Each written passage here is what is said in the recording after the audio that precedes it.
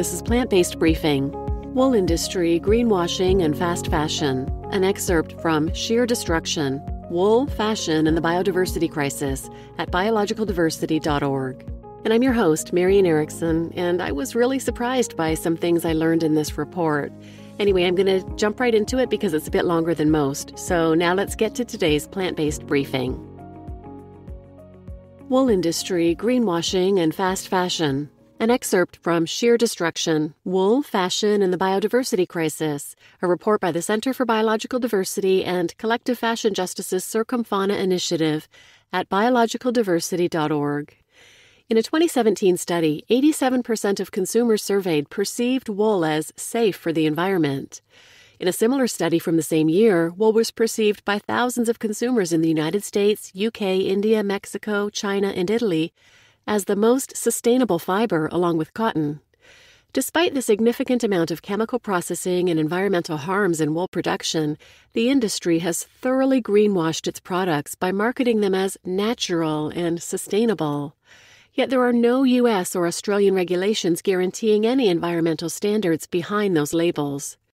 There is a popular yet false perception that wool production is not only harmless but even beneficial to the environment. Brands working with the wool industry claim that regenerative wool production, quote, gives us a real shot at solving climate change if it's done on a large enough scale, unquote. Woolmark, the most influential wool trade group in the world, goes as far as stating that wool growers are custodians of the land who aim to leave the environment in a better way than how they found it. The last claim is especially outrageous, particularly if viewed through the lens of colonization. These claims by the industry mislead consumers who care about sustainability and distort the conversation about sustainable fashion and material innovation. Here are a few examples of how persuasive wool industry greenwashing is. The Campaign for Wool, backed by its patron Charles, Prince of Wales, makes broad, unsubstantiated claims about sustainability.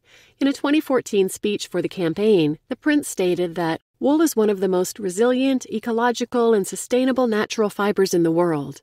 The official campaign website pushes several eco-buzzwords without referencing any studies or data.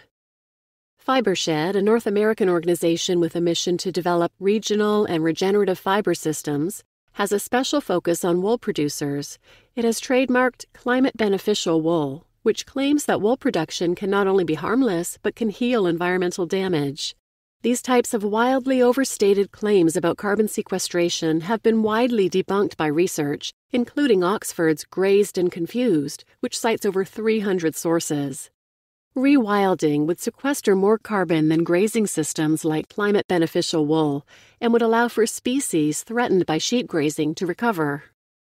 Allbirds, a popular New Zealand-American footwear brand that gained attention with its ads featuring photographs of sheep with the word shoe superimposed over them, relies on the assumption that wool is sustainable to make its profits. In an interview with Fast Company, co-founder Joey Zwillinger claimed the company's use of wool will, quote, reduce the carbon footprint of every shoe it produces, with no reference to how that claim is measured or even whether their environmental performance is independently audited.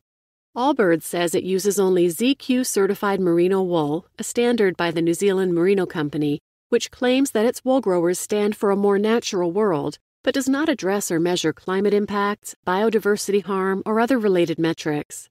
In fact, the only section on the ZQ website making any claims about sustainability at all simply states that, quote, healthy animals rely on a healthy environment.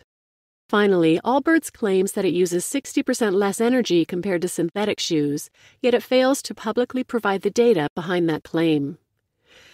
There is little pushback or regulation of the wool industry's greenwashing. For many consumers and designers, the idea that wool has significant environmental impacts, or even that it requires intensive processing, is counterintuitive to the ubiquitous, quote-unquote, sustainable claims the industry hides behind. By challenging false, misleading, and unsubstantiated claims and educating themselves on the impacts of wool, fashion professionals can begin to have a genuine discussion about using truly sustainable materials. The misleading label landscape. In February 2021, the Fashion Law reported on the European Commission's findings that 42% of companies making green claims were exaggerated, false, or deceptive in their nature. According to the report, the UK's Competition and Markets Authority and International Consumer Protection Enforcement Network's assessment of companies making unclear claims found regular mention of quote-unquote natural products and the hiding or omission of certain information that would disrupt eco-friendly appearances. Collective Fashion Justice's CIRCUMFAUNA project researched 50 brands that use greenwashing terms for wool products, who rank highly in searches about sustainable knitwear and sustainable wool, who feature in fashion publication listings about these, who are stocked in sustainable fashion boutiques, who are supported by woolmark, or who are in the Fashion United Top 100 list. Of the 50 recorded brands making greenwashed claims, only 28% of them backed up their claim with any kind of reference, regardless of the quality of that reference, or if it provided genuine data to support the claim. Multiple brands use the exact same phrases, such as wool being produced by sheep simply, quote, consuming a simple blend of water, air, sunshine, and grass, and talk of wool, quote, releasing valuable nutrients into the earth when discarded because wool is, quote, 100% biodegradable, natural, and renewable. It was found that these statements had originally been published by Woolmark itself. Fast fashion and wool. We cannot move towards sustainable fashion systems while maintaining fast fashion. Fast fashion occurs when major retailers race at dangerous speeds to create huge volumes of trendy and cheap versions of clothing seen in celebrity culture and on designer catwalks. The fast fashion business model produces poor quality clothes that don't last and are designed for the landfill.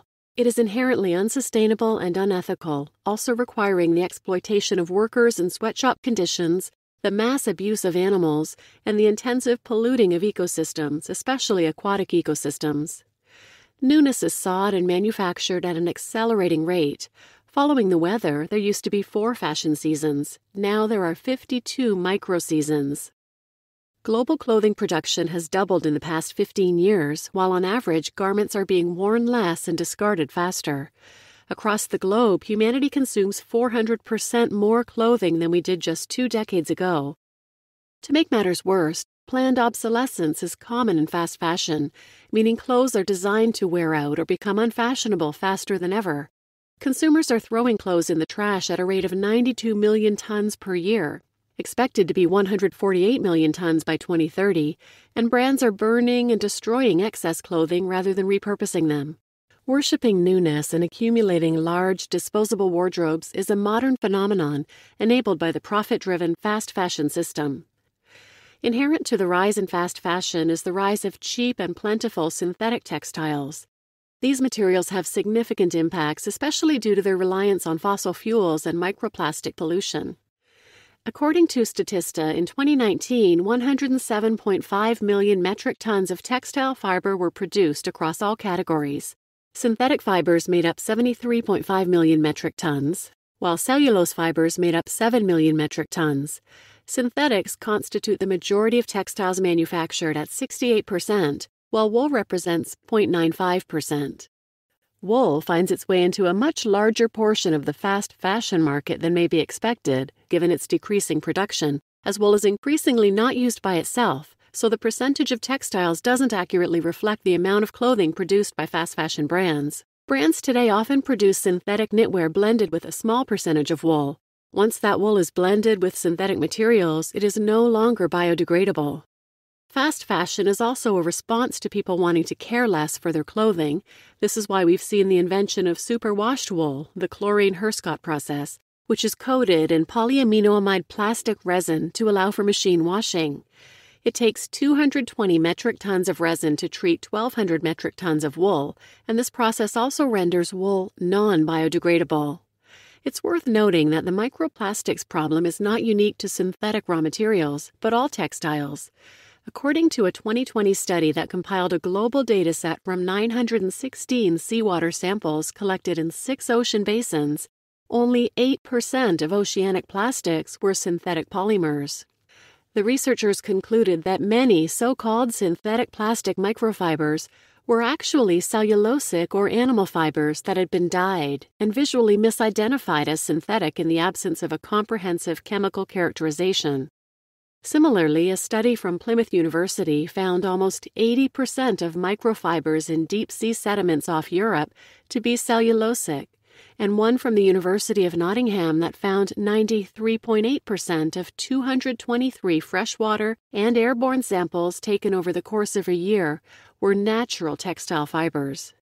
These studies don't mean that synthetic plastic microfibers are not a problem in need of solutions, but that the problem may be overestimated and all fibers treated with non-biodegradable dyes and other substances could pose a threat to marine ecosystems. When it comes to textile waste, 73% is incinerated or ends up in landfills, contributing to habitat loss, pollution, choking and entanglement hazards, and other harms to wildlife. Less than 1% is closed-loop recycled, and only 12% is even downcycled. With biodiversity being a crucial measure of overall sustainability, the fashion industry must radically shift away from status quo systems. There are opportunities for this shift to take place, including slowing down fashion production and consumption patterns, reducing the number of seasons produced per year, producing higher quality and longer-lasting garments that can be repaired, establishing more stringent ethical standards, putting responsibility on and incentivizing producers and manufacturers to include repair, recycle, and buyback programs, and most importantly, using materials that have the smallest cradle-to-gate impacts and that will biodegrade or can be recycled infinitely without downcycling. You just listened to Wool Industry Greenwashing and Fast Fashion, an excerpt from Shear Destruction, Wool, Fashion, and the Biodiversity Crisis at biologicaldiversity.org. And I'm Marian Erickson, and this is Plant-Based Briefing. And I don't know about you, but I was blown away by the fact that microplastics are not just from synthetics or nylon fibers, that the majority of what they thought were microplastics are actually natural fibers like wool that have been treated and dyed. And vegans need to be careful to look for wool in clothing because it's true it is in a lot more fast fashion. If you read the labels, you might be surprised to find a small percentage of wool in inexpensive clothing. So please share this episode with anyone who might benefit, and thanks for listening.